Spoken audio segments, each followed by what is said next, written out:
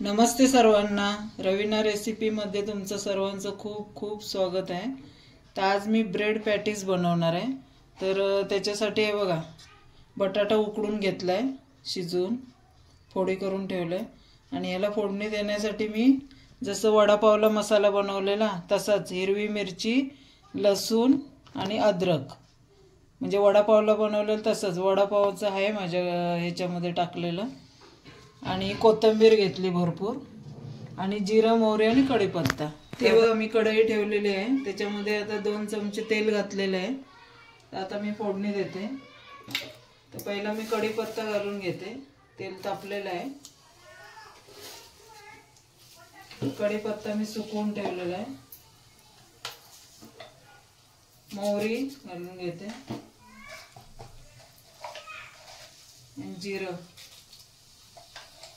जिरं, मोहरी, कढीपत्ता, आणि आता त्याच्यामध्ये वाटलेला मसाला फ्राय करून घ्यायचा। आता आपली मोहरी तडतडलेली आहे, ते बघा मी मसाला घालून घेते आणि गॅसची फ्लेम बारीक ठेवायची, म्हणजे मसाला जळायला नको। हा तेलामध्ये आहे ना चांगला फ्राय करून घ्यायचा, म्हणजे त्याचा हिरवटपणा जो असतो, कच्चेपणा तो निघून जातो। नाही तर मग आपलं पॅटीस चविष्ट नाही लागत किंवा वडापाव मग हिरवट असं लागतो मसाला। म्हणून मसाला नेहमी आहे ना तेलामध्ये चांगला फ्राय करून घ्यायचा। त्याला बटाटा आहे ना थोडंसं जास्त शिजवायचा, आणि जर शिजलं जास्त नसेल तर असं हाताने थोडंसं त्याला स्मॅश करून घ्यायचं, म्हणजे मसाला व्यवस्थित सगळीकडे व्यवस्थित लागतो। बटाटा असं हे करून घ्यायचा कढईमध्ये घालायच्या आधी। तर हा बघा आपला मसाला किती फ्राय झालेला आहे, तेल सुटलेलं आहे, त्याला असा फ्राय करून घ्यायचा। आणि मसाला टाकल्या लगेच हळद नाही टाकायची, कारण कोणत्याही वस्तूमध्ये कोणतीही भाजी बनवताना आपण हळद पहिली टाकली ना तर तो मसाला शेकत नाही। कांद्यामध्ये कांदा भाजायच्या अगोदर लगेच हळद जरी टाकली तरी तो कांदा भाजणार नाही। मीठ टाकायचं। पण याच्यामध्ये आता मी बघा, आता मसाला चांगला फ्राय झालेला आहे, मग आता हळद घालून घेते मी। हळदीमुळे कसा मसाला शेकला जात नाही। तर आता ही हळद घालून घेते आणि मीठ घालून घेते।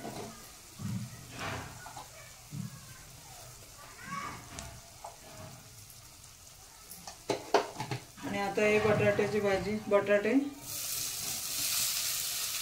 घालून घेते आणि हे चांगलं परतून घेते तोपर्यंत।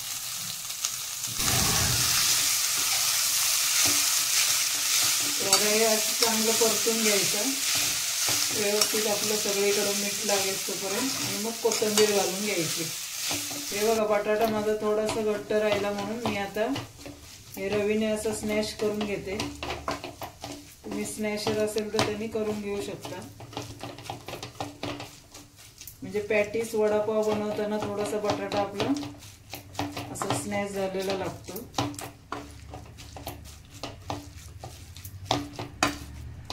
हे बघा बटाटा मी चांगला स्मॅश करून घेतलाय। हे बघा आता थोडंसं गॅसची फ्लेम वाढवते, थोडासा मसाला सगळीकडे व्यवस्थित लागेल असं परतत राहायचं, थोडंसं हलवत राहायचं। आता बघा बटाटा चांगला फ्राय झालेला आहे, भाजी तयार झाली आपली। आता कोथिंबीर घालून घेते। कोथिंबीर भरपूर घालायची, आणि त्याची टेस्ट खूप छान लागते पॅटीसला, वडापावला। थोडंसं गॅसची फ्लेम मोठी ठेवून चांगलं असं परतून घ्यायचं, म्हणजे व्यवस्थित आपला मसाला मीठ वगैरे व्यवस्थित लागतं।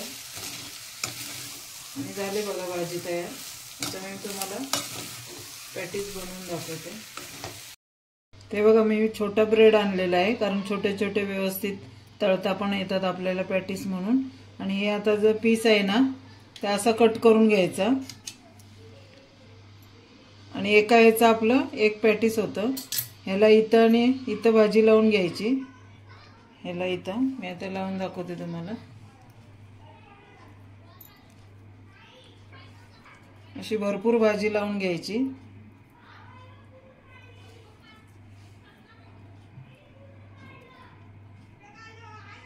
आणि याच्यावर हा तुकडा असा ठेवायचा। आणि आता मी बेसन पीठ कालून दाखवते तुम्हाला। ते मी आता सगळे ना ब्रेड पीस असे बनवून घेते पॅटीस, म्हणजे आपल्याला तळताना आहे ना सोपं जातं। असे सगळे मी बनवून घेते। हे बघा मी आता पॅटीस सगळे तयार करून ठेवलेले आहेत आणि इकडे त्याचं बॅटर तयार करते। तर आता हे मी बेसन पीठ घेतलंय, कारण हे जेवढं आपल्याला लागेल तेवढंच घ्यायचं। आणि इकडे कढई ठेवलेली आहे तेल तापायला, गॅस पेटवलेला आहे। तर आता मी ह्याच्यामध्ये बघा ओवा घालून घेते थोडासा, आणि ते मीठ घालते चवीनुसार। आणि ह्याच्यामध्ये सोडा आहे ना, जसा आपण वडापावला सोडा घालतो तसा सोडा नाही घालायचा, ह्याच्यामध्ये किंचित सोडा टाकायचा, जरासं टाकायचं नावाला, जास्त नाही टाकायचं। आणि हळद थोडीशी टाकायची आणि चांगलं मिक्स करून घेते। आता हळद किंचित टाकते मी, जास्त नाही टाकायची, सोडा पण किंचित टाकलं। आणि आता हे चांगलं बॅटर मी कालवून घेते व्यवस्थित। थोडं थोडं पाणी घालून हे करायचं। वडापावचं कसं थोडं दाटसर असतं, ह्याचं पॅटीसचं थोडंसं पातळ करायचं बॅटर, ते मी दाखवते तुम्हाला।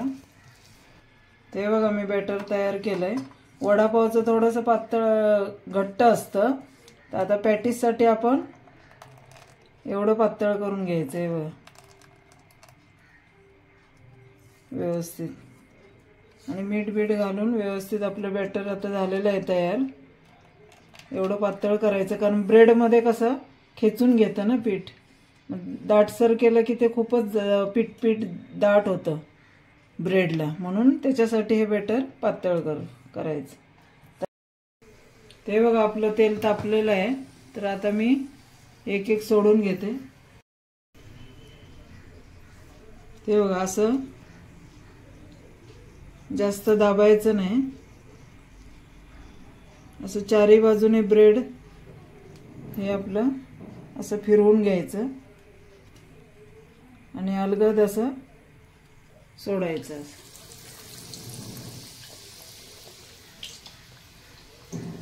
तर आता मी 2 सोडून घेते।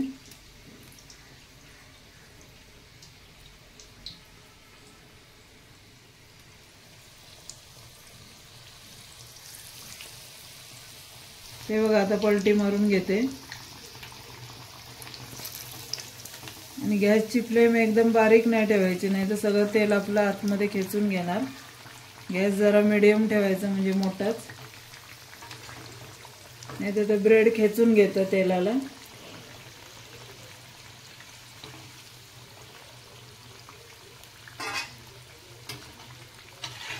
हे बघा आपलं पॅटीस तयार झालेलं आहे। आता मी काढून घेते। एवढं असं शेकून घ्यायचं चांगलं, आणि तेल चांगलं गाळून घ्यायचं। आणि जर तुम्ही सोडा जास्त घातला ना, तर मग सोडा ते पॅटीस खूप फुगतं, आणि मग बेसन पीठ पण वरचं मग नरम होतं आणि व्यवस्थित होत नाही, मग कडकडीत होतात। म्हणून थोडासा किंचित सोडा टाकायचा, जास्त नाही टाकायचा।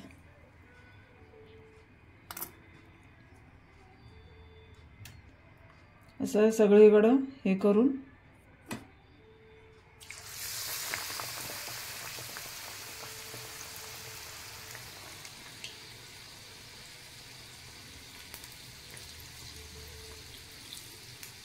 आणि पीठ खाल्ल्यासारखं पण आपल्याला वाटत नाही, ब्रेड आणि भाजी व्यवस्थित होते। तर आता हे मी तळून घेते सर्व।